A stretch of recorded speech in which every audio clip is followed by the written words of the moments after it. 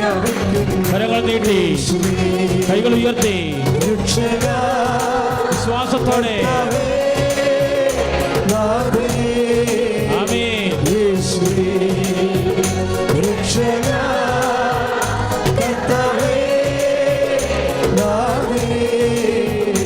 പരിശുദ്ധപരമ ദിവ്യകാരുണ്യത്തിന് അപ്പം നമ്മൾ കർത്താവ് ശുശ്രൂഷ തുടങ്ങിയത് എങ്ങനെയാണ്? എന്നിട്ടും അവർ മുന്നോട്ട് പോയി. സാഹചര്യം എന്തായാലും എത്ര പ്രതികൂലമായാലും വിശ്വാസി മുന്നോട്ട് പോകും. വിശ്വാസത്തിൻ്റെ എല്ലാ പ്രവർത്തനങ്ങളും അങ്ങനെയാണ്. വിശ്വാസത്തിൻ്റെ എല്ലാ പ്രഖ്യാപനങ്ങളും അങ്ങനെയാണ്. ഇപ്പം പൂനെയിലെ എയിംസിലെ റെക്കോർഡിസ്റ്റായിട്ട് ജോലി കിട്ടിയ ചേട്ടൻ്റെ സാക്ഷ്യം പറഞ്ഞില്ലേ? എന്നാ പറഞ്ഞത്? അദ്ദേഹത്തിന് ടെർമിനേറ്റ് ചെയ്തിട്ടും അദ്ദേഹം പ്രാർത്ഥന മുന്നോട്ട് കൊണ്ടുപോയി. ഉടമ്പടി പിന്നെ മുന്നോട്ട് കൊണ്ടുപോയി. ഗവൺമെൻറ് ഓർഡർ ഇറക്കിയതാണ്, സെൻട്രൽ ഗവൺമെൻറ് ഓർഡർ ഇറക്കിയതാണ്. ബി ഗ്രേഡിലുള്ള ബി കാറ്റഗറിയിലുള്ള എല്ലാ അപ്പോയിൻമെൻറ്റ്സും സ്റ്റോപ്പ് ചെയ്തിരിക്കണമെന്ന്. തീർന്നു. ആ സാക്ഷ്യം കേട്ടില്ലേ? മൂവാറ്റുപുഴ ബി കാറ്റഗറിയിലുള്ള ഇൻ്റർവ്യൂ കഴിഞ്ഞാണെന്ന് നോക്കണം, അപ്പോയിൻമെൻ്റ് കഴിഞ്ഞ വിഷയമാണത്. എന്നിട്ട് ഗവൺമെൻറ് പെട്ടെന്ന് ഓർഡർ ഇറക്കിയിരിക്കുകയാണ്. എന്താ? ബി കാറ്റഗറിയിലുള്ള എല്ലാ അപ്പോയിൻമെൻറ്റ്സും റദ്ദാക്കിയിരിക്കണമെന്ന്. അപ്പോഴും ആ മനുഷ്യൻ മുന്നോട്ട് പോവുകയാണ്. എന്താണ്? വന്ന് ഉടമ്പടി ചെയ്തു. ഉടമ്പടി ചെയ്യുമ്പോൾ എന്നാ സംഭവിക്കുന്നത്? വിഷയം അമ്മ ടേക്കപ്പ് ചെയ്യും. നമ്മൾ ഓടി തളരുമ്പോൾ ബാറ്റൺ അമ്മയുടെ കൈ കൊടുക്കും, പിന്നെ അമ്മ ഓടും നമ്മുടെ കൂടെ, അല്ലേ? അപ്പോൾ ഗവൺമെൻറ് വീണ്ടും ഇറക്കിയ മെമ്മോ ഇറക്കിയ ഓർഡർ തിരിച്ചെടുത്തിട്ട് അപ്പോയിൻറ്റ് ചെയ്യും. Praise the Lord. അതാണ്. എന്നിട്ടും അവൻ മുന്നോട്ട് പോയി. നിങ്ങളുടെ കയ്യിലിരിക്കണത് എന്താണ്? അപ്പോൾ മോശം പറഞ്ഞൊരു വടി. എന്തിനെന്നെ വിളിക്കണം? എപ്പോഴും നിങ്ങൾ ജനങ്ങളോട് മുന്നോട്ട് പോകാൻ പറയൂ. എത്ര പ്രതികൂലമായാലും വിശ്വാസി മുന്നോട്ട് പോകും. എത്ര പ്രതികൂലമായാലും പ്രത്യാശി മുന്നോട്ട് പോകും. എത്ര പ്രതികൂലമായാലും ദൈവസ്നേഹമുള്ളവൻ മുന്നോട്ട് പോയിക്കൊണ്ടിരിക്കും. എന്താ കാര്യം? നമ്മൾ വിശ്വസിക്കുന്നത്, പ്രത്യാശിക്കുന്നതും സ്നേഹിക്കുന്നതും എന്താണ്? ദൈവത്തിലാണ്. കഴിഞ്ഞ ദിവസങ്ങളിൽ ഒരു ചേട്ടായി ഒരു സാക്ഷ്യം പറഞ്ഞപ്പോഴേ ഒരു കോട്ട് ചെയ്ത് എനിക്ക് ഭയങ്കരമായിട്ട് ഇഷ്ടപ്പെട്ടായിരുന്നു. ഈശോ അവസാനം പറഞ്ഞ വാക്കാ. എന്താ ഈശോ അവസാനം പറഞ്ഞത്? മത്തായി 28:18 എന്നാ പറഞ്ഞത്? സ്വർഗത്തിലും ഭൂമിയിലുള്ള എല്ലാ അധികാരവും എനിക്ക് ഏൽപ്പിക്കപ്പെട്ടിരിക്കുന്നു. അപ്പോൾ സെൻട്രൽ ഗവൺമെൻറ്റും മോഡിയും പിണറായിയും എല്ലാം കർത്താവിൻ്റെ കീഴിലാണ്. അത് നമുക്ക് മനസ്സിലാക്കണം. ഗവൺമെൻറ് എല്ലാ ഓർഡറും വിശ്വസിക്കണം. എന്താ വിശ്വസിക്കുന്നത്? ദൈവത്തിനെ വിശ്വസിക്കുന്നത്, അല്ലേ? അപ്പോൾ ഏത് സെൻട്രൽ ഗവൺമെൻറ് ആയാലും സുപ്രീം കോടതി ആയാലും അണ്ടർ ജീസസ്. കൈ അടിച്ച് കർത്താൻ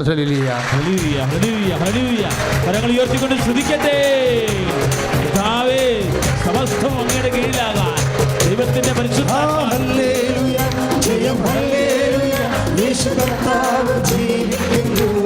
എല്ലാവരും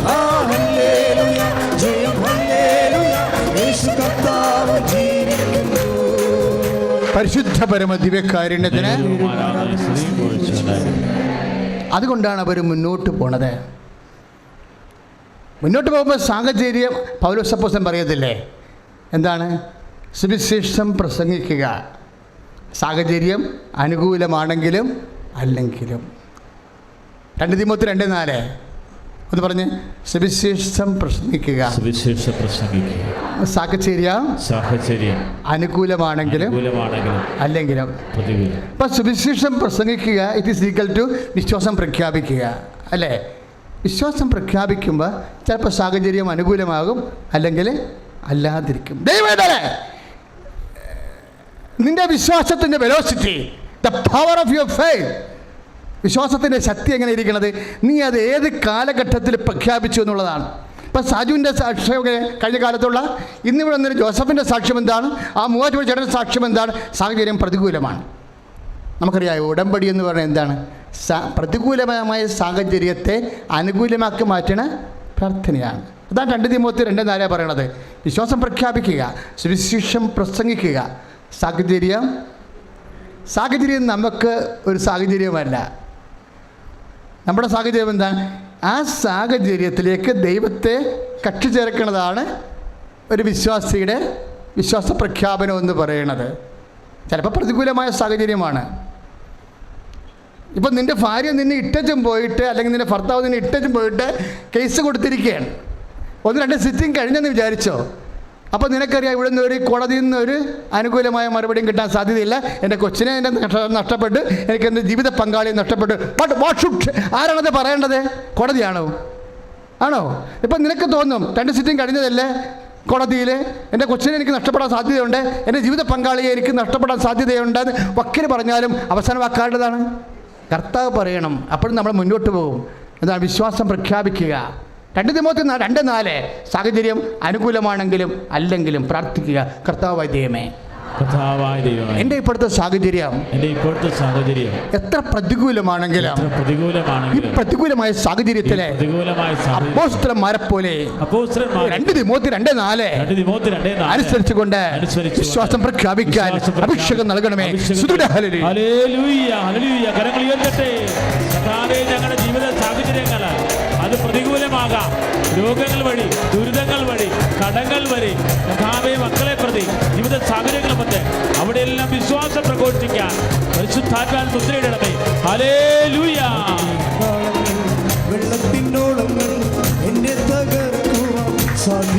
കരമടിച്ചുകൊണ്ട്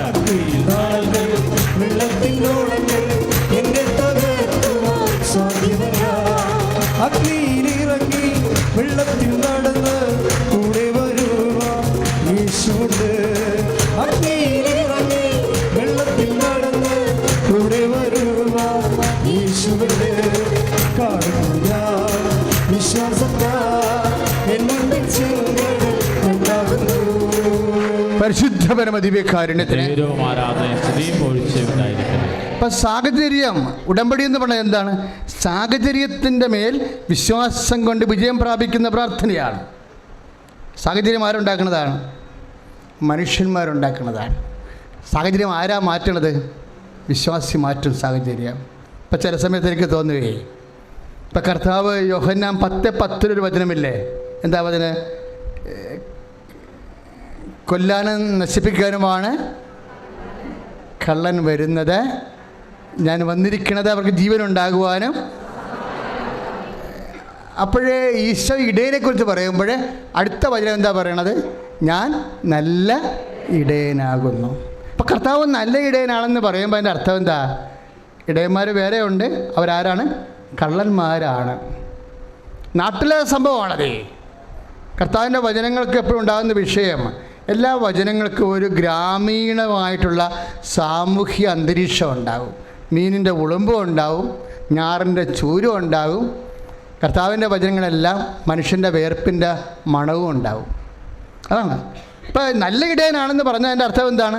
അതിൻ്റെ ഓപ്പോസിറ്റ് ഉള്ളതുകൊണ്ടാണ്. ഓപ്പോസിറ്റ് എന്താണ്? മോശമായിട്ടുള്ള ഇടയന്മാർ. അവരാരായിരിക്കും?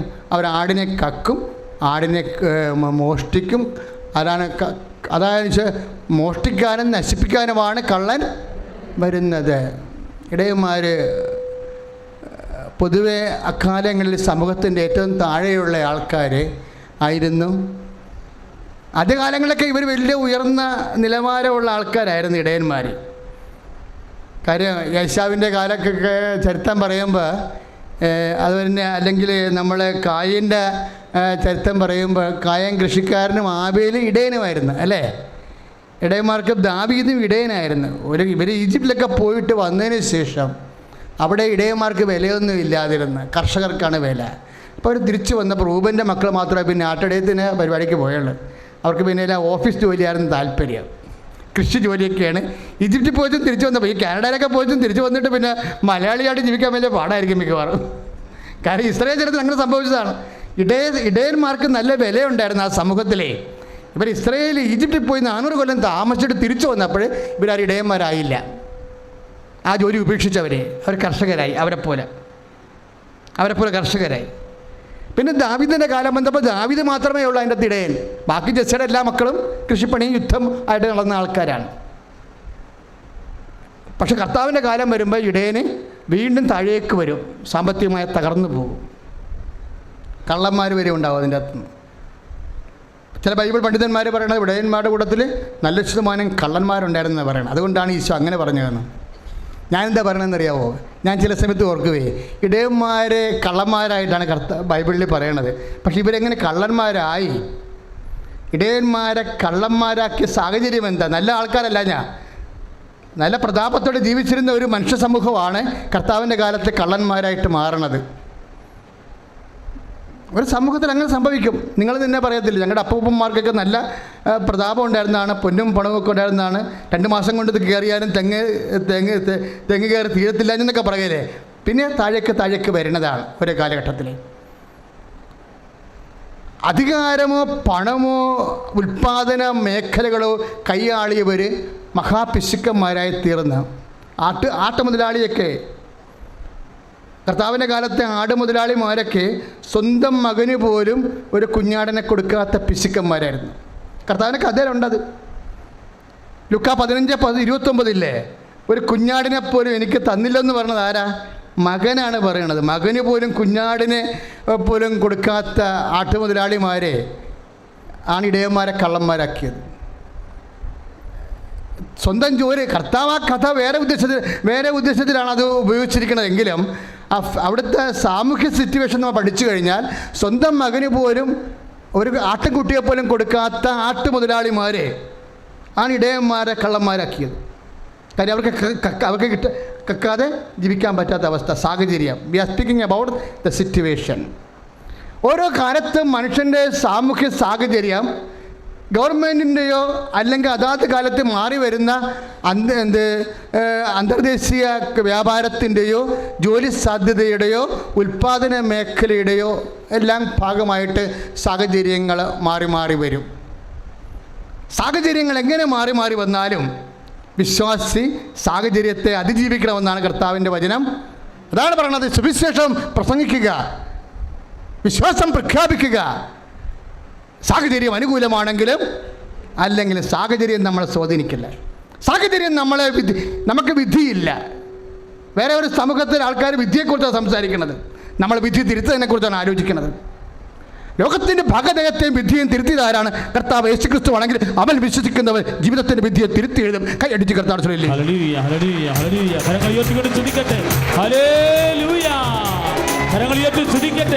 ജീവിത സങ്കടങ്ങളും ദുരിതങ്ങളും എല്ലാം കർത്താവിന് സമർപ്പിക്കട്ടെ. കർത്താവേ, ഞങ്ങളുടെ ജീവിത വിധിയെ പരിശുദ്ധാത്മാവിനാൽ ശരീരത്തെ രക്തത്താൽ തിരുത്തി എഴുതണമേ.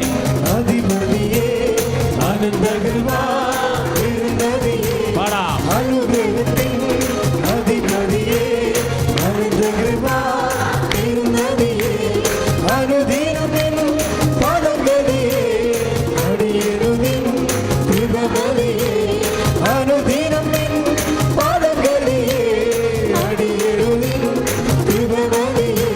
പരിശുദ്ധ പരമദിവ്യകാരുണ്യത്തിന് പരിശുദ്ധ പരമദിവ്യകാരുണ്യത്തിന്. അപ്പോൾ ഗവൺമെൻറ്റിൻ്റെയും അല്ലെങ്കിൽ നമ്മുടെ ലോക വ്യവസ്ഥയുടെയും കാലാവസ്ഥകൾ മാറുന്നതനുസരിച്ച് കൊണ്ട് ഉൽപ്പാദന മേഖലകൾ വളരുകയോ തളരുകയോ ചെയ്യുമ്പോൾ ജീവിത ചിലവുകൾ വർദ്ധിക്കുമ്പോൾ ജനങ്ങൾക്ക് നാട് വിട്ടു പോകേണ്ടി വരുന്നുണ്ട്, അല്ലേ? അതാണ് എല്ലാവരും ഇപ്പോൾ കാനഡയിലൊക്കെ പോണത്. നാട് വിട്ടു പോകേണ്ടി ജനത്തെ ഇവിടെ ഇനി ജീവിക്കാൻ പറ്റാത്തത് കൊണ്ട് ജനങ്ങൾ എങ്ങനെ ഇവിടുന്ന് നാട് വിട്ടു പോകാൻ പറ്റും, എങ്ങനെ കണ്ടവൻ്റെ രാജ്യത്തെ PR ഒപ്പിക്കാൻ പറ്റുമെന്ന് വിചാരിച്ചുകൊണ്ട് നമുക്കതൊരു ജ്വരമായി പോയി. കാര്യം ഇവിടെ ജീവിക്കാൻ നമുക്ക് പറ്റണില്ല. സാഹചര്യം നമുക്ക് അനുകൂലമല്ല, പ്രതികൂലമായി. അപ്പോൾ ജീവിതത്തിൻ്റെ സാഹചര്യങ്ങൾ പ്രതികൂലമാകുമ്പോഴും വിശ്വാസി ഇടറുകയില്ല, ആരെയും പഴിക്കത്തുമില്ല. എന്താ? അവൻ അതിനെ അതിജീവിക്കും. എന്താ കാര്യം? അവൻ പഠിച്ചിരിക്കുന്ന തിമോത്തി 2:4. അവൻ മുന്നോട്ട് തന്നെ പോകും. ചെങ്കടലുണ്ടെങ്കിലും ഫറവോയുടെ സൈന്യം പുറകെ വന്നാലും വിശ്വാസി മുന്നോട്ട് തന്നെ പോകും. Praise the Lord. ഹല്ലേലൂയ. യേശുവേ സ്തോത്രം. യേശുവേ നന്ദി. ഈ ഉടമ്പടി ഈ സാഹചര്യത്തെ, ഇപ്പം നമുക്കറിയാമല്ലോ ആ സാഹചര്യം എങ്ങനെയാണ്? ഉടമ്പടി സാഹചര്യത്തെ അതിജീവിക്കുന്ന പ്രാർത്ഥനയാണ്. അതാണ് സാക്ഷ്യം പറഞ്ഞ് കേട്ടില്ല ആൾക്കാരെ. നിങ്ങൾ അങ്ങനെ എൻ്റെ ശാസ്ത്രം മനസ്സിലാക്കേണ്ടത്. ഏത് സാഹചര്യം ഉണ്ടായാലും അതിനെ സാഹചര്യത്തിൻ്റെ ബലിയാടായി മാറാതെ ആ സാഹചര്യത്തെ വിശ്വാസി എങ്ങനെ അതിജീവിക്കണമെന്നാണ് ഉടമ്പടി നമ്മളെ പഠിപ്പിക്കുന്നത്. നമുക്കറിയാമല്ലോ, ഒരു മനുഷ്യൻ്റെ ജീവിതത്തിൽ എന്തെങ്കിലും സംഭവിക്കണമെങ്കിൽ എന്ത് വേണം? അതിനുള്ള സാഹചര്യം വേണം. സാഹചര്യം എന്തുണ്ട്? 2 സാഹചര്യം വരും. എന്തൊക്കെയാണ്? ഒന്ന് അനുകൂലമായ സാഹചര്യം, രണ്ടാമത്തത് പ്രതികൂലമായ സാഹചര്യം. ഇതൊന്നും വിശ്വാസിയെ സ്വാധീനിക്കത്തില്ല. ഒരു സംഭവം നടക്കണമെങ്കിൽ എന്ത് വേണം? സാഹചര്യം വേണം അതിനുള്ള, അല്ലേ? ആ സാഹചര്യം അനുകൂലമാകാം, സാഹചര്യം പ്രതികൂലമാണ്. അപ്പോൾ സാഹചര്യം പ്രതികൂലമായാൽ എന്തെല്ലാം പ്രതികൂലമാകും? സാഹചര്യം തന്നെ രണ്ട് ഘടകമുണ്ട് അതിൻ്റെ അകത്ത്. എന്തുണ്ട് അതിൻ്റെ അകത്ത്? ഒന്ന് സ്ഥലത്തിൻ്റെ സാഹചര്യമുണ്ട്, ഇല്ലേ? രണ്ടാമത്തത് സമയത്തിൻ്റെ സാഹചര്യം ഉണ്ട്. സ്ഥലം ചിലപ്പോൾ പ്രതികൂലമാകും. ഇവിടെ സ്ഥലം പ്രതികൂലമായതുകൊണ്ടാണല്ലോ നമ്മൾ ഇന്ത്യ വിട്ട് കാനഡയിലേക്ക് പോണത്, UK യിലേക്ക് പോണത്. സ്ഥലം ഇവിടെ പ്രതികൂലമാണ്. പിന്നെ എന്ത് സംഭവിക്കും? സംഭവത്തിന് സമയം പ്രതികൂലമാകാം. പഴയ നിയമം കൈകാര്യം ചെയ്യണത് പ്രതികൂലമായ സ്ഥലത്തെക്കുറിച്ചാണ്. ഇസ്രയേലിൽ സ്ഥലം പ്രതികൂലമായപ്പോൾ അവർ ഈജിപ്തിലോട്ട് പോയി, അല്ലേ? ഈജിപ്തിലോട്ട് പോണ വഴിക്ക് മോസസ് പറഞ്ഞു, ഞങ്ങൾ ഈജിപ്തിൽ നിന്ന് തിരിച്ച് ഞങ്ങൾ വാഗ്ദാന നാട്ടിലോട്ട് പോവുകയാണ്, പക്ഷേ സ്ഥലം പ്രതികൂലമാണ്. എന്താണ്? ജെറീക്കോ പട്ടണം പ്രതിരോധിക്കണം, ജോർദാൻ നദി കടക്കണം. രണ്ട് സ്ഥലമാണ്. സ്ഥലം പ്രതികൂലമാണല്ലോ എന്ന് മോസസ് അപ്പോൾ യഹോവയോട് പറയുമ്പോൾ സ്ഥലത്തിൻ്റെ പ്രാതികൂല്യങ്ങളെ നമുക്ക് പ്രതിരോധിക്കാം. I will be with you, I will come with you എന്ന് ദൈവം പറയും. ആരാണ്? ജോർദാൻ വറ്റിക്കാൻ, ജെറീക്കോ പൊടിക്കാൻ, I will come with you. അങ്ങനെയാണ് സ്ഥലത്തിൻ്റെ പ്രതികൂല്യങ്ങളെ പ്രതിരോധിക്കുന്നത്. ദൈവം തന്നെ കൂടെ വരാമെന്ന് പറയും. ഉടമ്പടി ഒരു വാഗ്ദാനമാണ്. ദൈവത്തെ നിൻ്റെ കൂടെ വരുത്തണ പ്രാർത്ഥനയാണ്. ഉടമ്പടി ഒരു പ്രാർത്ഥനയാണ്. എന്താണ്? സ്ഥലസംബന്ധമായ വിഷയങ്ങളെ, അതിൻ്റെ പ്രതികൂലങ്ങളെ പ്രതിരോധിക്കാൻ വേണ്ടിയുള്ള ദൈവിക മാർഗം എന്താണ്? I will come with you. Jordan വറ്റിക്കാൻ, ജെറീക്കോ പൊടിക്കാൻ, നിന്റെ സ്ഥലം, നീ നടക്കുന്ന സ്ഥലത്ത് കൂടെ നിന്റെ കൂടെ ഞാൻ വരും.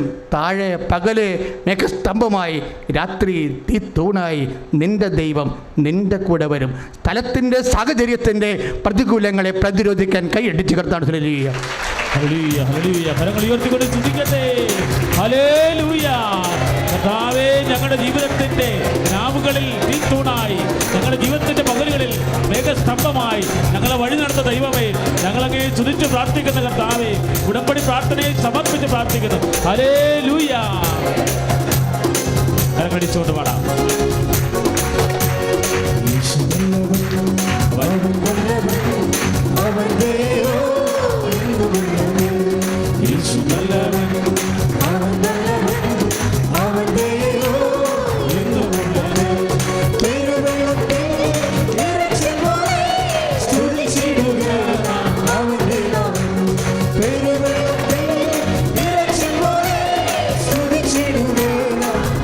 കരങ്ങൾ വീശിക്കൊണ്ട് ആമേൻ, ആമേൻ,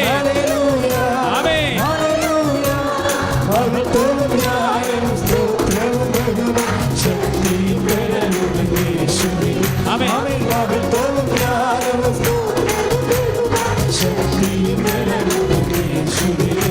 പരിശുദ്ധ പരമ ദിവ്യകാരുണ്യത്തിന്. അപ്പോൾ മോസസിനോട് എന്താ പറഞ്ഞത് ദൈവം? സ്ഥലത്തിൻ്റെ പ്രതികൂലങ്ങളെ പ്രതിരോധിക്കാൻ കഴിയും. എങ്ങനെയാണ്? ദൈവം നമ്മുടെ കൂടെ വന്നുകൊണ്ട്, അല്ലേ?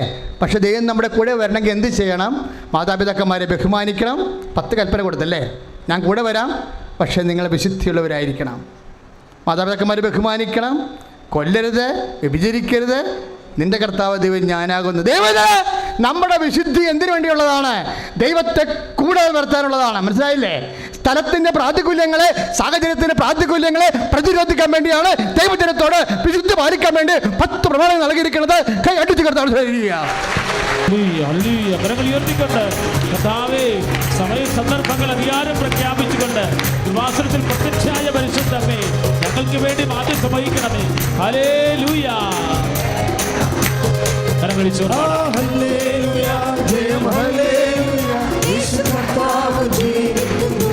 ചേർത്ത് പാടാം.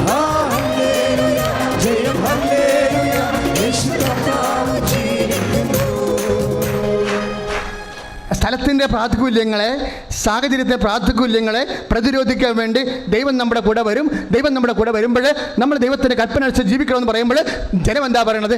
കർത്താവ് പറഞ്ഞത് ഞങ്ങൾ ജീവിക്കും, അല്ലേ? പുറപ്പാട് 19:8. അപ്പോൾ പുതിയ നിയമത്തിലേക്ക് വരുമ്പോൾ എന്താ വിഷയം? ഒരു സംഭവത്തിൻ്റെ സാഹചര്യത്തിൻ്റെ അത് അനുകൂലമാക്കി മാറ്റുന്നതിനുള്ള, അല്ലെങ്കിൽ അത് പ്രതികൂലമാകാനുള്ള ഒരു ഘടകം എന്താണ്? ഒന്ന് സ്ഥലമാണ് നമ്മൾ കണ്ടു. രണ്ടാമത്തെ എന്താണ്? സമയം. പഴയ നിയമം സ്ഥലം കൈകാര്യം ചെയ്യുമ്പോൾ പുതിയ നിയമം എന്താ കൈകാര്യം ചെയ്യണത്? സമയമാണ്. അവർക്ക് വീഞ്ഞില്ല എന്ന് പറയുമ്പോൾ ഈശോ പറയും സമയമായില്ല, ആ സംഭവം നടക്കാനുള്ള സാഹചര്യം ഇല്ല, സമയമായില്ല എന്ന് പറയും. അപ്പോൾ അമ്മ പറയും സമയത്തിൻ്റെ പ്രാതികൂല്യങ്ങളെയും പ്രതിരോധിക്കാൻ കഴിയും. എങ്ങനെയാണ്? അവൻ പറയണത് പോലെ ചെയ്യുമ്പോൾ. കൈയടിച്ച് കർത്താവ്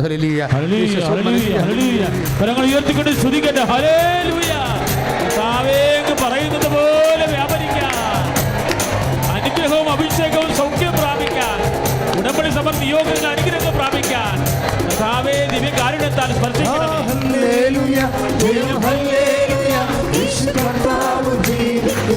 ചേർന്ന് പാടാം.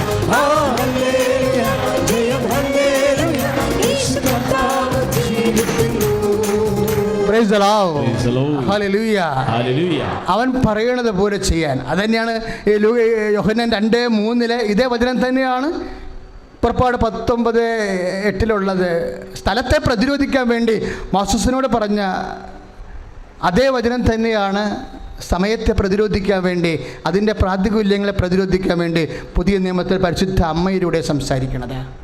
രണ്ടുപേര് വചനങ്ങളാണ്.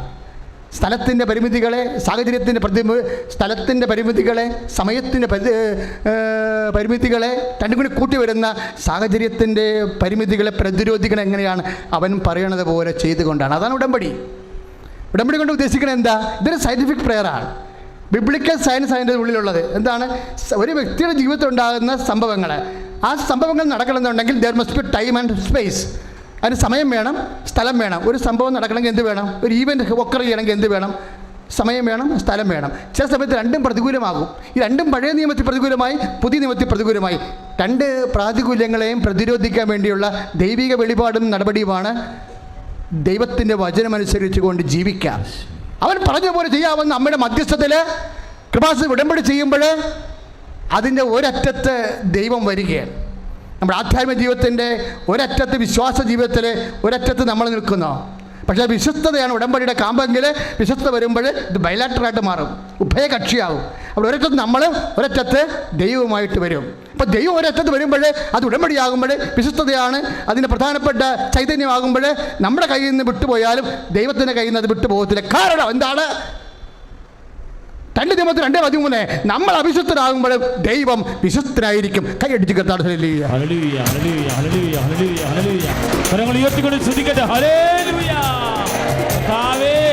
വിശ്വസ്തയോടെ വിശുദ്ധിയോടെ ഉടമ്പടി ചെയ്ത് അഭിഷേകം പ്രാപിക്കാൻ ഉടമ്പടി ചെയ്തിട്ട് എല്ലാ മക്കളെയും അവിടെ നിയോഗങ്ങളെയും സമർപ്പിക്കുന്നു.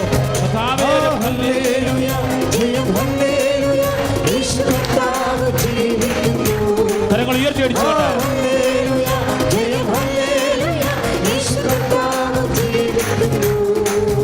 പരിശുദ്ധ പരമദിവ്യകാരുണ്യത്തിന്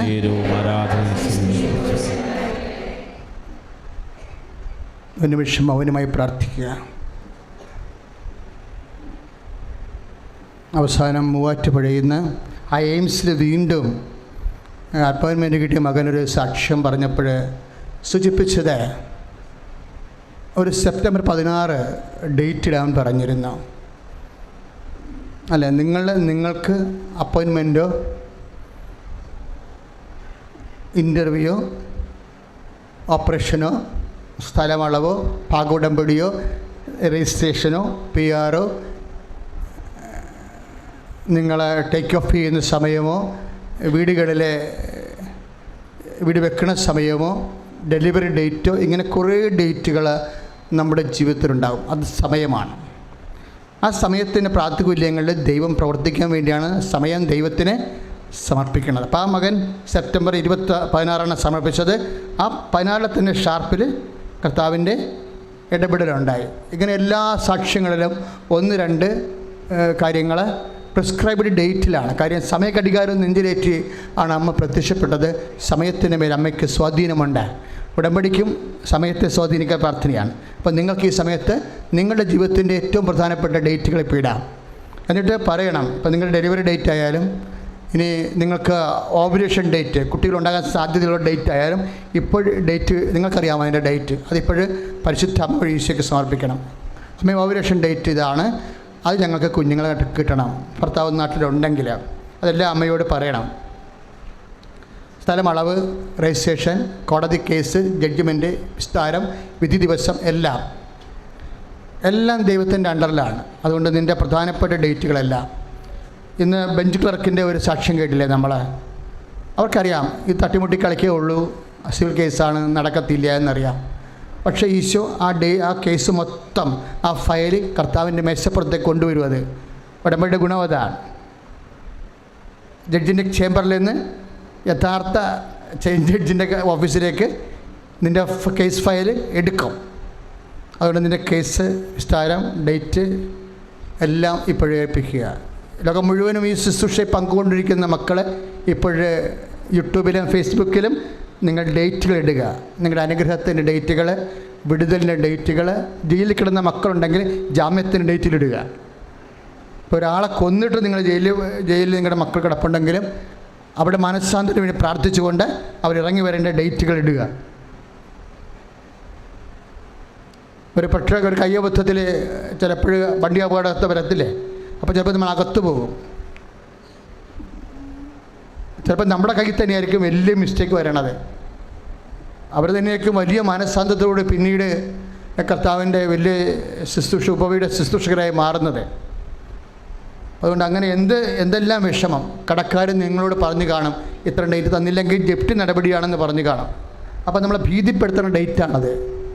അതിപ്പോഴും ഈശോയോട് പരിശുദ്ധ അമ്മ വഴി ഈ തീയതി ഞാൻ ദിവ്യകാരുണ്യത്തിന് സമർപ്പിക്കണമെന്ന് പറയുക.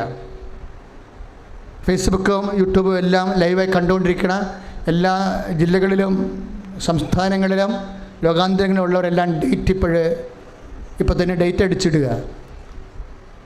ആരാധനയുടെ ആശീർവാദത്തിന് മുമ്പേ എല്ലാ ഡേറ്റുകളും, അനുഗ്രഹം ആവശ്യമായ മേഖലകളിൽ, ദൈവിക ഇടപെടൽ ആവശ്യമായ മേഖലകളിൽ ഡേറ്റ് ഇടുക. ഓപ്പറേഷൻ ഡേറ്റ് ഇടുക. അവർ ഇൻസ്റ്റിറ്റ്യൂഷൻ ഫൗണ്ടേഷൻ സ്റ്റോൺ അടിത്തറ കല്ല് പാകണ ദിവസം ഇടുക. ഭവനാശീർവാദത്തിൻ്റെ ഡേറ്റുകൾ, ചിട്ടി ഡേറ്റുകൾ. കാര്യം മനുഷ്യന്മാർ ഇങ്ങനെയൊക്കെയാണ് ജീവിക്കുന്നത്. നീ നിൻ്റെ കുഞ്ഞുങ്ങളും ജീവിക്കുന്ന എല്ലാ സാഹചര്യവും ദൈവത്തിന് പ്രിയപ്പെട്ടതാണ്. കാര്യം വേറെ ആൾക്കാർക്ക് കേൾക്കുമ്പോൾ ചിരി തോന്നും, പക്ഷെ ദൈവം ചിരിക്കത്തില്ല. ദൈവത്തിന് അറിയാം നിനക്കത് അത്യാവശ്യമാണെന്ന്. ഇതൊക്കെ നിങ്ങൾക്ക് ആവശ്യമാണെന്ന് എൻ്റെ സ്വർഗസ്ഥനായ പിതാവ് അറിയുന്നു. അപ്പം ഇതെല്ലാം ഭൗതിക സാഹചര്യങ്ങളെല്ലാം നിൻ്റെ ആവശ്യമാണെന്ന് 6:33 മത്തായി ശ്രീഹായുടെ സുവിശേഷം. ഇതൊക്കെ നിങ്ങൾക്ക് ആവശ്യമാണെന്ന് എൻ്റെ സ്വർഗസ്ഥനായ പിതാവ് അറിയുന്നു. അപ്പം അറിയുന്ന ദൈവത്തിൻ്റെ തിരുസന്നിധിയിലാണ് നമ്മൾ ഈ ഡേറ്റുകൾ ഇടുന്നത്. ഇനി ശ്രുതികട്ടെ ഹല്ലേലൂയ. ഡേറ്റുകൾ സമർപ്പിച്ചിട്ടുള്ള മക്കൾ സമർപ്പിച്ച് പ്രാർത്ഥിക്കുന്നു. അവർ മനസ്സിലാക്കേണ്ട ഡേറ്റുകൾ, അവരുടെ പേപ്പറുകൾ ഡേറ്റുകൾ, അവരുടെ നടപടികൾ ഡേറ്റുകൾ, കേസുകളുടെ ഡേറ്റുകൾ, പരീക്ഷകളുടെ ഡേറ്റുകൾ എല്ലാം സമർപ്പിക്കുന്നു. എല്ലാം ശ്രദ്ധിക്കട്ടെ. അവരുടെ ജീവിത വിഷയങ്ങളുടെ കേട്ട്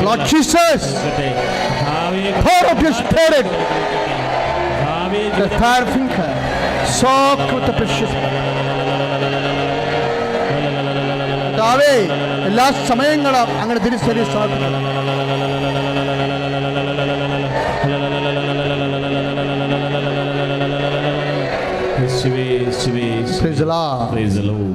രോഗങ്ങളെ കൈവച്ച് സുഖപ്പെടുത്തുന്ന സമയമാണിത്. പരിശുദ്ധ അമ്മ ജീവനോടെ പ്രത്യക്ഷപ്പെട്ട ഈ ഇടത്തിൽ ദിവ്യകുർബാന ജ്വലിച്ചു നിൽക്കുന്ന സ്വർഗീയ നിമിഷങ്ങളിലാണ് നീ ഞാനും ആയിരിക്കാൻ വേണ്ടി ദൈവം നമ്മളെ വിളിച്ചിരിക്കുന്നത്. രക്തസ്രാവ രോഗികൾ അടിവയറ്റ് കൈവെക്കേണ്ടതാണ്. വെള്ളപ്പൊക്കിൻ്റെ അസുഖമുള്ളവരുണ്ട്, വൈറ്റ് ഡിസ്ചാർജ് ഉള്ളവർ, അവരും അടിവയറ്റ് കൈവെക്കുക. പിസ്റ്റില ഉള്ളവർ അടിവയറ്റ് കൈവെക്കുക. ഫിഷ് രോഗികൾ അടിവയറ്റ് കൈവെക്കുക.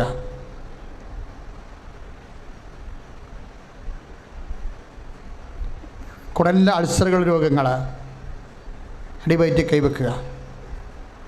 കർത്താവ് ഈ രോഗിയെ ഇപ്പം സുഖപ്പെടുത്തുമെന്ന് പരിശുദ്ധ അമ്മയിലെ മധ്യസ്ഥതയിൽ നീ ഈശോയ്ക്ക് സമർപ്പിക്കുക. കർത്താവെ ഈ നിമിഷം എന്നെ സുഖപ്പെടുത്തണമെന്ന് പ്രാർത്ഥിക്കട്ടെ. Lord Jesus Christ, pour out His Spirit. I command you in the name of Jesus Christ to be healed. I sign with the sign of cross so that you never again suffering from the same disease. ശ്വാസകോശ രോഗികളെ ആ കൈ നെഞ്ചിലേക്ക് മാറ്റുക.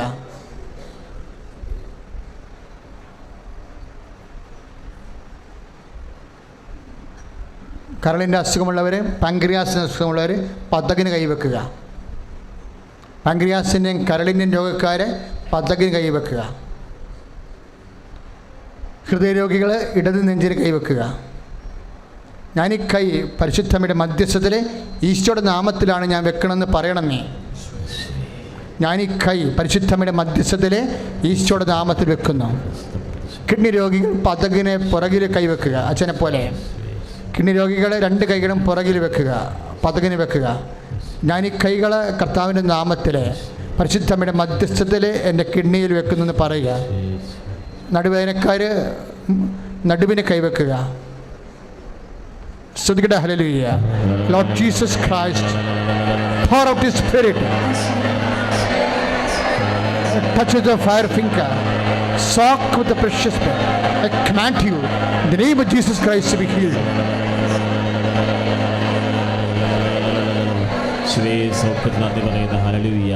വലിവ് ശ്വാസം മുട്ടൽ, asthma രോഗികളെ ശ്വാസകോശത്തിൽ കൈവെക്കുക. ശ്വാസകോശത്തിൽ oxygen വേണ്ടത്തിന് absorb ചെയ്യാത്ത രോഗങ്ങളുണ്ട്, അവരെ ശ്വാസകോശത്തിന് കൈവെക്കുക. തൈറോയ്ഡ് രോഗികൾ, ടോൺസൈറ്റ് രോഗികൾ, സ്പോണ്ടിലോസിസ് രോഗികൾ അവർ കഴുത്തിന് കൈവെക്കുക. തലവേദനക്കാർ,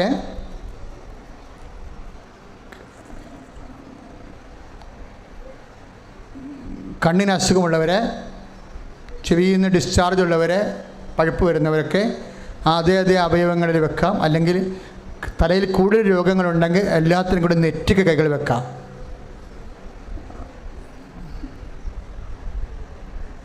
തലയിൽ ഞരമ്പ് പിടച്ചിരിക്കുന്നവരെ, ഞരമ്പ് ബ്ലോക്ക് ചെയ്തിരിക്കുന്നവരെ എല്ലാം ശിരസ്സിലെ നെറ്റിയിലൊക്കെ കൈവെക്കട്ടെ.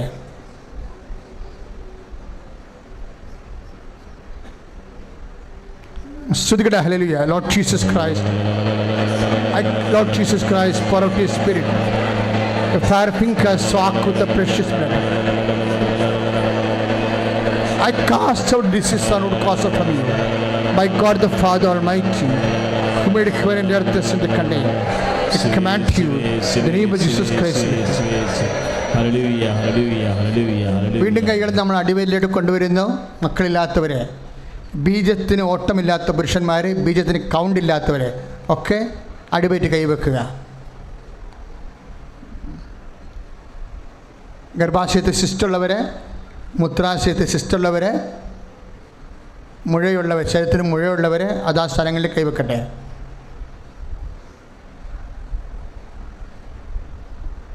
ഗർഭനാളുകൾ ബ്ലോക്കായിരിക്കുന്നവർ കൈവെക്കട്ടെ.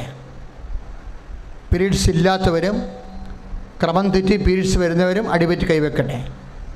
എന്നെ ശ്രമിച്ചുകൊണ്ടിരിക്കുന്ന വ്യത്യസ്തങ്ങളായ സ്ഥലങ്ങളിലെ ഓൺലൈനിൽ ശുശ്രൂഷ കൂടുന്നവരും അവർക്ക് രോഗമുള്ളയിടത്ത് കർത്താവിൻ്റെ നാമത്തിൽ കൈവെക്കട്ടെ. എവിടെ കൈവച്ചാലും പറയേണ്ട വാക്കിതാണ്, പരിശുദ്ധ അമ്മയുടെ മധ്യസ്ഥത്തിലെ ഞാൻ ഈശോയുടെ നാമത്തിൽ കൈകൾ വെച്ചുകൊണ്ട് ഈശോ നാമത്തെ രോഗസൗഖ്യത്തിനായി ദിവ്യകാരുണ്യ തിരുസന്നി കണ്ണുനീരോടെ പ്രാർത്ഥിക്കുന്ന കർത്താവെ, കണ്ണുനീരോടെ പ്രാർത്ഥിക്കുന്ന അങ്ങനെ മക്കളുടെ മേൽ ദൈവത്തിൻ്റെ കണ്ണ ചൊരിയേണ്ട. Hallelujah. Lord Jesus Christ, pour out His Spirit. The fire finger soak with the precious blood. I command you in the name of Jesus Christ. Hallelujah, hallelujah, hallelujah, hallelujah. കരങ്ങൾ ഉയർത്തിക്കൊണ്ട് സ്തുതിക്കട്ടെ. ഹല്ലേലൂയ. കർത്താവേ, ഇവരെ സമർപ്പിച്ച എല്ലാ നിയോഗങ്ങളുടെ മേലും കർത്താവിന്റെ രോഗങ്ങൾ സുഖപ്പെടട്ടെ.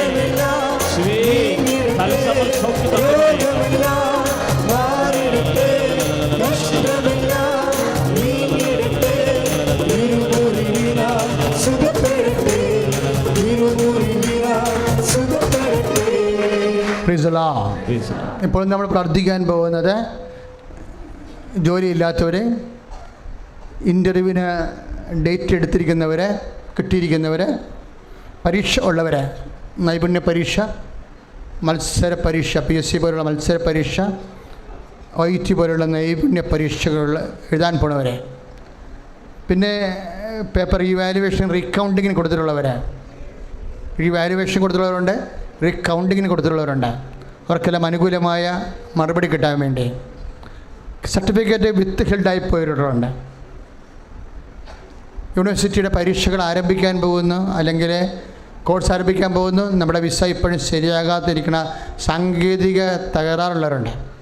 ആ മേഖലയിലെ ബാങ്കിൽ നിന്ന് ലോൺ ലഭിക്കാൻ ബുദ്ധിമുട്ടുള്ളവരുണ്ട്. സാമ്പത്തിക വിഷമം അനുഭവിക്കുന്നവരുണ്ട്. വിവാഹ തടസ്സമുള്ളവർ, മക്കളില്ലാത്തവർ, വിവാഹ സ്ഥലങ്ങൾ വിറ്റുമാറാത്തവർ, സാമ്പത്തികമായ കടങ്ങളിൽ വിഷമിക്കുന്നവർ, അവരെല്ലാം ഓർത്ത് പ്രാർത്ഥിക്കുന്ന, അവരെല്ലാം കർത്താവ് സ്പർശിക്കുന്ന പരിശുദ്ധ അമ്മ അവർക്ക് വേണ്ടി മധ്യസ്ഥം വഹിക്കുന്ന സമയമാണ്. വാഹനം നഷ്ടപ്പെട്ടവർ, തൊഴിലിടങ്ങൾ നഷ്ടപ്പെട്ടു പോയവർ, തൊഴിൽ ചെയ്യുന്ന വാഹനം നഷ്ടപ്പെട്ടു പോയവർ, അത് കടത്തിലായി പോയവർ, വാഹനം പിന്നീട് തൊഴിൽ ചെയ്യാൻ പറ്റാതെ വന്നു പോയിട്ടുള്ളവർ, വാഹനം വർക്ക്ഷോപ്പിലായിട്ട് എടുക്കാൻ പറ്റാതെ വന്നവർ, പലതരത്തിലുള്ള അന്നന്ന് ഉള്ള ആഹാരത്തിനുള്ള കമ്പോളങ്ങൾ, ജോലി തടസ്സങ്ങൾ, ജോലി ഇടങ്ങൾ നഷ്ടപ്പെട്ടു പോയവർ, ജോലിക്ക് വീണ്ടും വിളിക്കാത്തവർ, ടെർമിനേഷൻ ആയിപ്പോയവർ, പ്രൊമോഷൻ ഇല്ലാത്തവർ, നാട്ടിൽ തിരിച്ചു പോകുന്നവർ, കയറിപ്പോകാൻ മാർഗമില്ലാത്തവർ, അതിന് പണമില്ലാത്തവർ, ഏജ് ഓവറായ ആൾക്കാർ, ഏജ് ഓവറായിട്ടുള്ളവർ, അതുകൊണ്ട് ജോലി നഷ്ടപ്പെട്ടു പോയവർ, സാമ്പത്തിക കടം വന്നുപോയവർ, ജപ്തി നടപടിക്കാർ, കുടുംബത്തിൽ സമാധാനം ഇല്ലാത്തവർ, പലതരത്തിൽ കേസ് അകപ്പെട്ടവർ, മാതാപിതാക്കന്മാർ അകന്ന് കഴിയുന്നവർ, മക്കൾ അകന്ന് കഴിയുന്നവർ, മക്കൾ തെറ്റായ ബന്ധങ്ങളും പ്രണയ ബന്ധങ്ങളിലും കുരുങ്ങിപ്പോയവർ, മക്കൾ ഇല്ലാത്തവർ, മക്കൾ പഠിക്കാത്തവർ, പഠിച്ചിട്ട് മനസ്സിലാകാത്തവർ, പരീക്ഷയിൽ തോക്കുന്നവർ, ഇയർ ബാക്ക് ആകാൻ പോകുന്നവർ, സെമസ്റ്റർ ബാക്ക് ആകാൻ പോകുന്നവർ, വിഷയത്തിന് മേൽ വിഷയം മാറണമെന്ന് ആഗ്രഹിക്കുന്നവർ, പഠിക്കാൻ പോകാത്ത മക്കൾ, പഠിത്തം മടുത്തുപോയ മക്കൾ, പലതരത്തിൽ വേദന അനുഭവിക്കുന്നവർ, അതിശക്തമായി ശ്രദ്ധിക്കണോ. Lord Jesus, pour out His Spirit, her finger, I command you. In the name of Jesus Christ. Hallelujah. കരങ്ങൾ ഉയർത്തി സ്തുതിക്കട്ടെ. ഹല്ലേലൂയ. കർത്താവേ, എല്ലാ വേദനകളും